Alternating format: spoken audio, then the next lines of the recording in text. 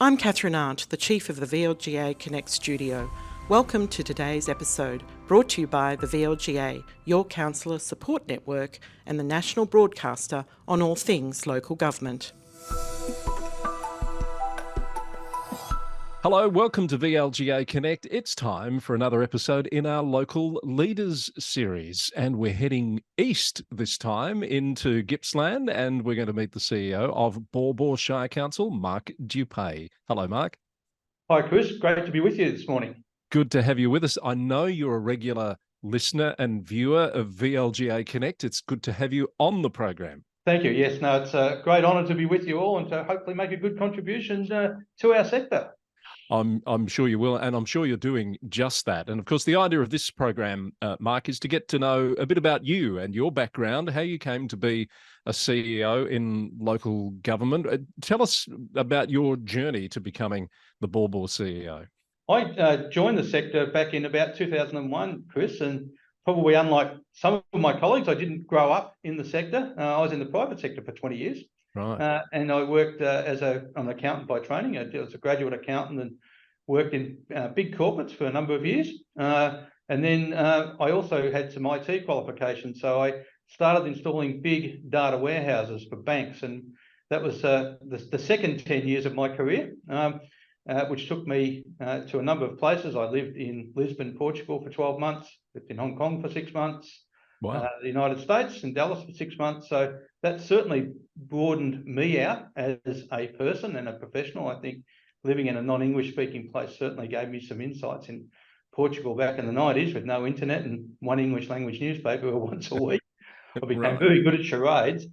And then around 2001, I've been working on an implementation at Telstra. I applied for a role as a finance and IT executive in a service organisation. And it turned out to be Bayside Council, which was the council which abutted where I lived. I lived on the border in Glen Ira. And so I ummed and ahed. I had 2 jobs available in 1 week. And one of my mentors, Vince Leet, who I used to work with at Teradata, said to me, "Oh, Mark, you love public policy." He said, "You're going in the executive level, just go and do it." So I did. So I joined Bayside Council in 2001 and had about 5 years there under Catherine Dale, who's an excellent CEO, who you probably know, Chris. Yes. I think Catherine's now had, with myself and Karen, it's up to about 13 or 14 CEOs. So I started there in finance and IT, broadened out to General Manager of Corporate Services, then moved on to Knox, where I had about 7 years with Graham Emerson, another excellent person to work for, of course. Graham's one of the legends of our sector. Really high-performing place, Knox. Worked with some excellent people there, and a few of my colleagues there have gone on to be not just CEOs in local government, but in other not-for-profits. And then post that, I did 3 years in the Heart Foundation. I decided to go into the not-for-profit sector and then got approached to come out to Baw Baw to do the General Manager of Corporate Services or the Director of Corporate Services and Community Services role, and took that on in 2017.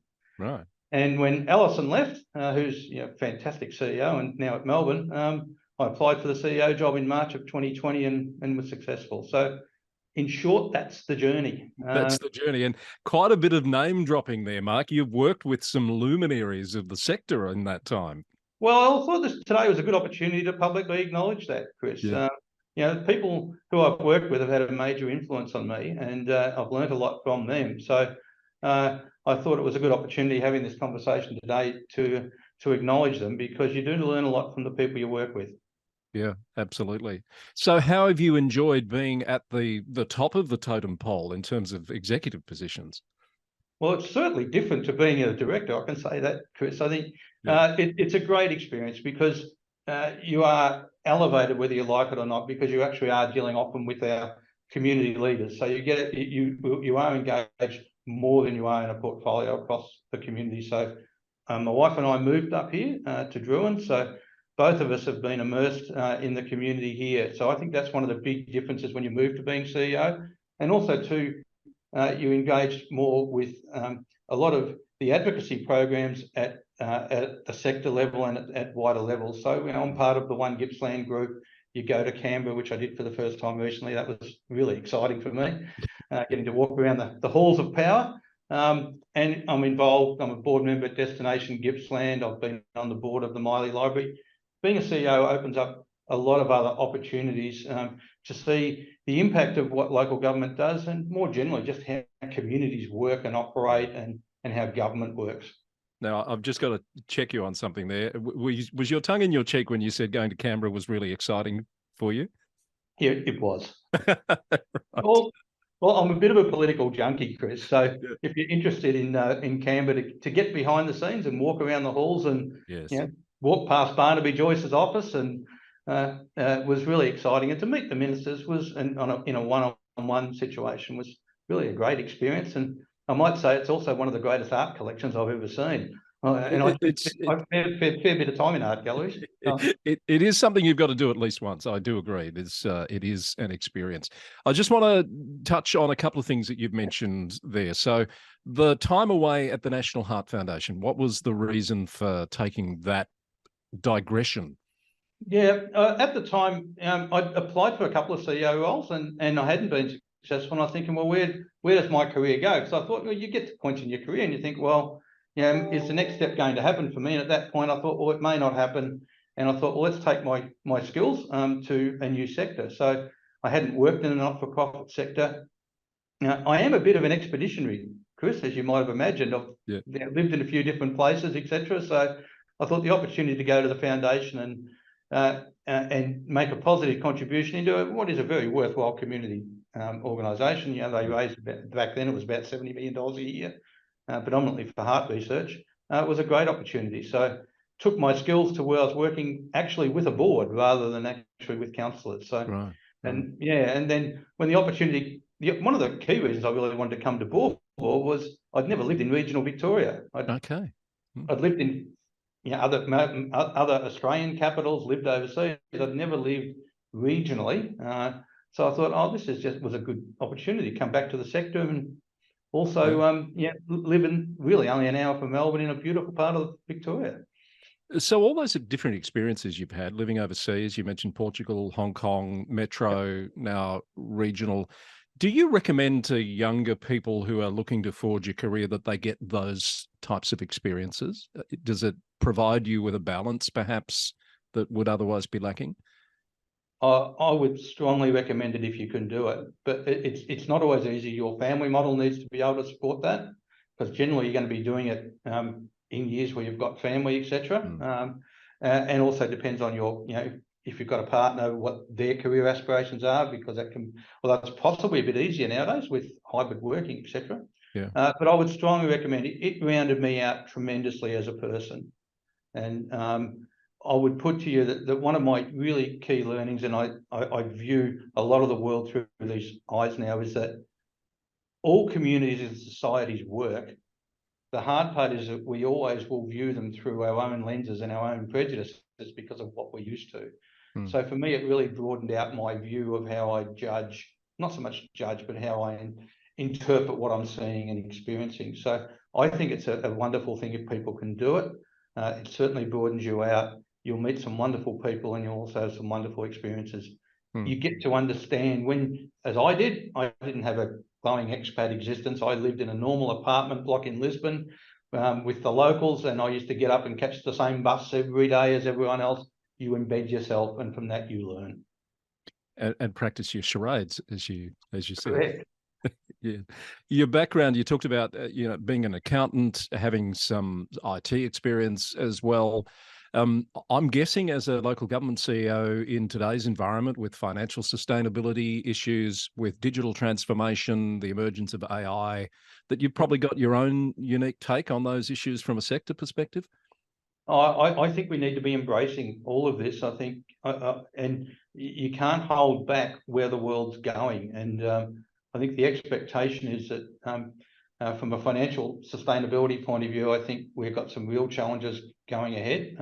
I know there's been a number of discussions on some of the previous programs on this. Ultimately, I think that the current model where we do have the rate cap is going to be a problem long term financially, and it will get down to deciding what services are we in and to what level, unless there's some change. And I know that one of the previous local government ministers was very responsive to some input I gave him in relation to particularly peri-urban shires. That one of the challenges we have, to talk about us for a minute, is that when you're experiencing the rapid growth that we are, so for example, I think we've got about 60,000 people in our shire now. 20 years on, it'll be 90. Normally in a growth shire, you would be borrowing quite heavily now, because then you would then be raising your rates to then pay that back, get the infrastructure in front of the development. Well, at the moment, we can't. We're reacting to that. And that does cause impacts, A, for the future development, but also just on people's day-to-day livability. So from a financial point of view, the cap is causing problems for peri-urban councils in particular. That concept of infrastructure and growth, and the reality is it's never been in front of the growth, has it? It's always been catch up. So how realistically do you think that can change, given that not just Baw Baw Shire, but a lot of areas are experiencing that massive growth and have significant needs? I think there's going to need to be some dedicated thoughts into funding coming from the other levels of government. That they're the levers. And the federal government's probably got the biggest lever, being the overall tax system. And I know what some of the things we're starting to advocate for is around, for example, a peri-urban fund, for example, we think where councils can actually access funds at a cheaper rate, and also some co-funding from the federal government to enable us to actually reduce that gap. I think you're totally right. We're never going to be up. We're never going to get to parity. But if we could reduce the level that we're falling behind, if you like, and start to push up, I think there's got to be something coming from the other levels of government. And probably at the moment, we're probably going to look to the federal government because they've got the big lever. Not a unique problem to Baw Baw, of course. No. You were going to make some comments about technology. Oh, yeah, I think that we, as a sector, we need to actively embrace the technology. And I go back to the work that I did, I was building data warehouses with banks. It was all about one-to-one marketing and getting to understand your customer better and and for us, it's about understanding our customers and our community better. So, people are going to, and we're already doing a lot of this, they want to be able to interact with us when they want to, not when we tell them to. And being able to, when someone does engage with council, having a full view of their relationship with us, and being able, so therefore we are aware of all that's going on when we are servicing them, I think is important. And I think that this will continue, and I can see a day when we will be having people available from 7 in the morning to 7 at night online, and some are doing that now already. Yeah, I think that'll just become the norm, and I think we need to embrace and move with it. Are you excited about AI and its potential? Oh, definitely. There's some scary aspects around some of this technology, but you've got to try and look at the advantages that it can bring. And I know we've like a lot of probably everybody, we've had to play around with some aspects of AI just to put some things into ChatGPT to see what comes out, and it was pretty impressive what came out. So again, it's a case of when do you. It will be a case of we have no option but to adapt and adopt and adapt. It's a case of how do we do that as part of all the myriad of other things that we're doing. So the community, though, as I said, will expect that, and we need to move. So let's talk a bit about Baw Baw specifically. Can you just, for those who don't know where it is, can you just paint the picture for us of where you sit and the sorts of issues you face there? Yeah, we're 1.25 hours due east of Melbourne, so we are the gateway to Gippsland. We often refer to as West Gippsland. So we start really around Labertouche when you come off when you're on the freeway. The two major towns are Warragul and Druin. We have Yarragon and Trafalgar are the other two big towns that are on the principal public transport network and the freeway. We also have we go further north towards Mount Baw Baw, so we have towns like Nearham South, which is also a Newgee, which are both tourist towns as well, which attract people. Further south, we have Thorpedale, for example. We had a great event with the Melbourne Food and Wine Festival last year. And then we go further east, we get out, we actually have to uniquely leave our shire to get back into our shire, to get to the townships of Erica, Rawson and Walhalla, of course, which is where one of our councillors, it's one of the smallest towns in Victoria, 20 odd people, and they've got a a councillor, and Councillor Lenny was formerly a mayor of Baw Baw. So Wow. it's a big shire. So therefore, and we have that unique mix now where we're going to get a lot of growth concentrated in the two centres, but we've still got the rest of the shire with the smaller towns and communities that we need to be supporting as well. Yeah. But it's a very beautiful place to come and visit us. Give promo for my own shire. Come out and visit us. We've got some great restaurants that you can come and eat at, but also to a great gateway through to the rest of Gippsland. Yeah. So what are the particular issues at the moment that are of, I guess, of concern or challenging you there? The growth is the biggest issue we have. Yeah. When, as I mentioned, we're going from 60,000 people to 90,000 people. We've got 2 precinct structure plans in place, one for Drill and one for Warrigal. Managing that growth. That's from an infrastructure perspective. Clearly, we need to be building, getting the schools in place, getting the roundabouts in place, which are a big issue for us. Right. Getting all the services in place that are assigned in those precinct structure plans. There's also the community expectations as they move east. So we have got people that are coming out from other growth areas, or maybe coming out from Melbourne. They are expecting to see the same level of services, the same quality of infrastructure, the same quality of sporting fields, etc., as what they're used to. That is a challenge, managing the community expectations. So that's another one. And then there's the expectations of our current community, because a lot of people who have lived here for years, they now suddenly can't get a car park where they always used to. Yes. So they've got to think about that. The times are changing. Yeah. The times are changing, and those people that have lived here for a long time, they're seeing some of their amenity for them falling away, and they are. And that's something else that we manage with our community as well on a regular basis. So they're the challenges that we really have in terms of our community, of balancing those that are coming in with of course those that have been here for quite some time. Yeah. Makes for an interesting model of community engagement. Yes, yes. Well, it's something that challenges a lot of councils, doesn't it, these days, as expectations grow. I noticed, I think earlier this year, the council saw fit to extend your tenure, so you're there through to 2025. I was reflecting, Mark, and correct me if I'm wrong, up until I think around the Helen Anstis time, Helen brought a bit of stability back to that organisation. There'd been a lot of CEOs, hadn't there? How is the organisation placed now in terms of stability and structure going forward? Yeah, we've had a pretty stable structure for the last 5 years, Chris.